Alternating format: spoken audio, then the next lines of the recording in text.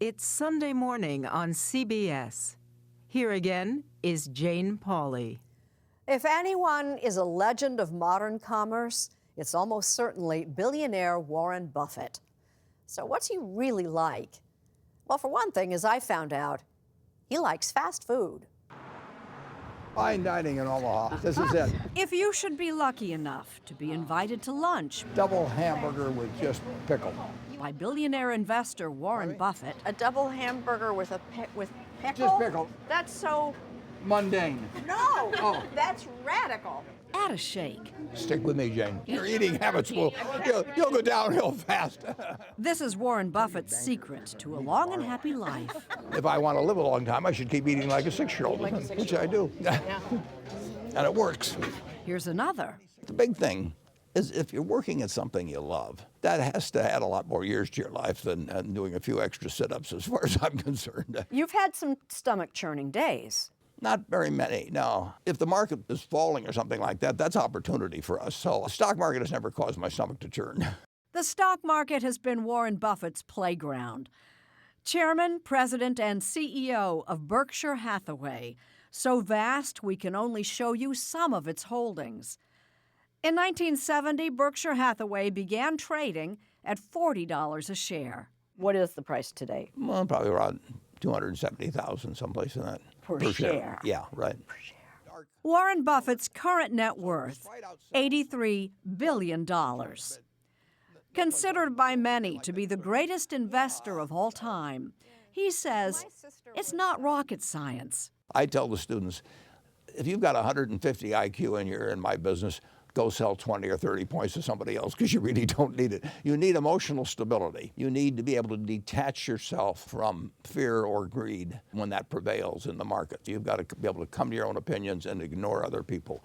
But you don't need a lot of brains. It's more like baseball. I get to stand there with a bat on my shoulder and I wait for a fat pitch. If the pitcher's throwing them high and outside, I just keep waiting and waiting and waiting. But in the meantime, you've got a stadium full of people watching. Yeah, and sometimes they say, swing, you bum. And if you swing and you miss, it's a headline. I'll have a few headlines too, maybe more than a few. But in the end, I know the pitch I like. I want that one right down the middle, kind of slow. Buffett built his fortune one nickel at a time, beginning at age 7. My grandfather had a grocery store and he would sell me 6 Cokes for a quarter and I would sell them around the neighborhood at a nickel each. And you'd make how much profit on that? It was a 20% profit. And there were paper routes. Nobody gets rich peddling papers, do they? Well, I delivered about 500,000 papers and I made about a penny each, so it was about $5,000 I made. Although I had a pinball machine business and I had a car polishing business and I had a stamp approval business and I had a lot of different things. Did you have a long-term plan at this point? I was just having fun doing these businesses and buying stocks with the money that I earned from it, and I just read hundreds of books. And one in particular, The Intelligent Investor by Ben Graham. That book changed my life. Because? I finally found a philosophy that made sense. Can you sum it up in terms that I would understand? It really says that a stock is a piece of a business. If you buy a piece of a good business and somebody's running it for you and they're honest and able, and you pay a reasonable price, you're going to make a lot of money. For instance, Berkshire Hathaway has a lot of money, $20 billion, in Apple. Do you have a smartphone? I do not have a smartphone. With you, or you don't own one? I don't own one. I don't need to know things instantaneously. I'm not making buy and sell decisions based on instant news. I'm making them sometimes after I've looked at a company for years and years. When we bought Apple a year ago or thereabouts, it had been something I'd looked at a long time. But think of all the money you would have made if you hadn't looked at it quite so long. That's true. Yeah, people remind me of that occasionally. And you say? I say that I make a lot of mistakes. An optimist, even in turbulent times. The Oracle of Omaha says never sell America short. The country has 75 million homes owned by homeowners. It has 260 million vehicles. It has great interstate highway. It has great universities. It has a superb, medical center where we are here today. He's talking about Omaha's stunning new $323 million state-of-the-art cancer hospital and research center. It's the only building anywhere that bears the Buffett name, but not Warren Buffett's. It's called the Fred and Pamela Buffett Cancer Center. Pamela Buffett was lead donor.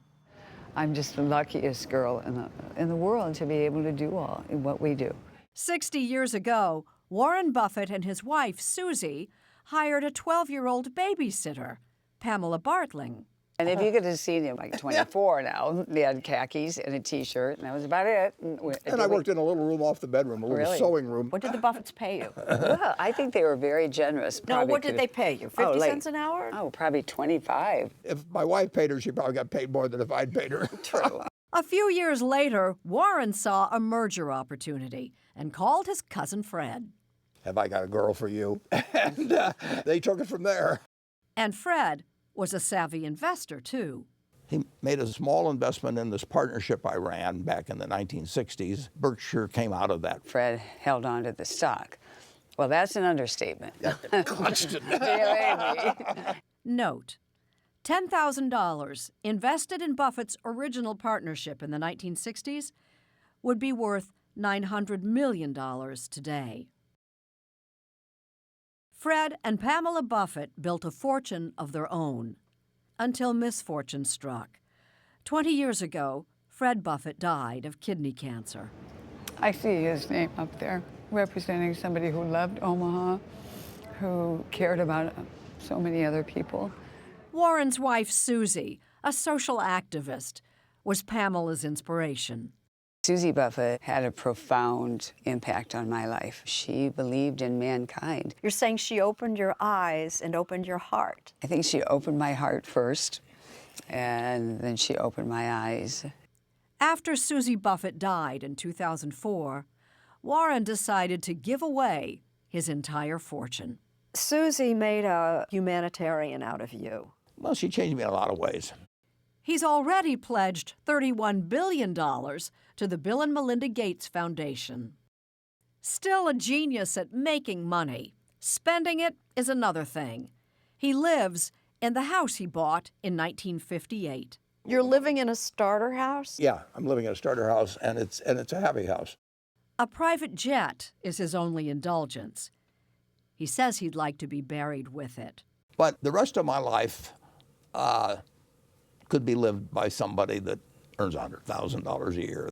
Which happens to be his salary for running Berkshire Hathaway. You get a salary of what? $100,000 a year. That's what you're paid? Yeah. The board of directors thinks that you're worth $100,000 a year? Well, I don't ask them, actually.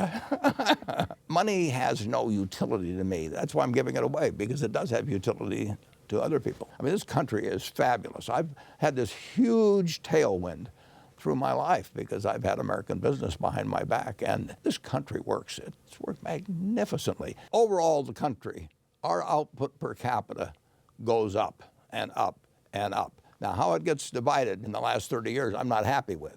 The Forbes 400 in 1982 had 92 or 3 billion. Now they have 2.4 trillion. So they've got 25 times what they had. The 400 really rich people. The trickle down has not worked very well. And it's gushed upward, basically, instead. To the extent that people think our tax rates make us non-competitive in the world, I think they're wrong. What about the argument that you cut corporate taxes, you make it easier to do business, you will grow the economy? American business has done sensationally in recent years.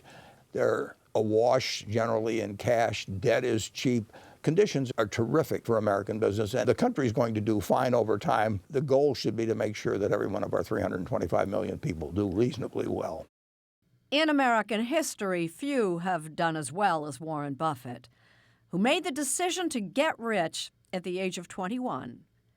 He exceeded his own dreams, but at 87, he's redefined the meaning of rich. If you really want to measure how rich you are, it's how many people love you. Really, whether the people you care about loving you love you. See, a great teacher, because that is so true. And that is what I learned as a young person from being around them. Teacher. He'd like that inscribed on his gravestone. I'm not in a hurry to do it, but Tell me, what does it say on that gravestone? well, I'd like it to say, here lies the oldest man that ever lived, actually. But teacher will do fine.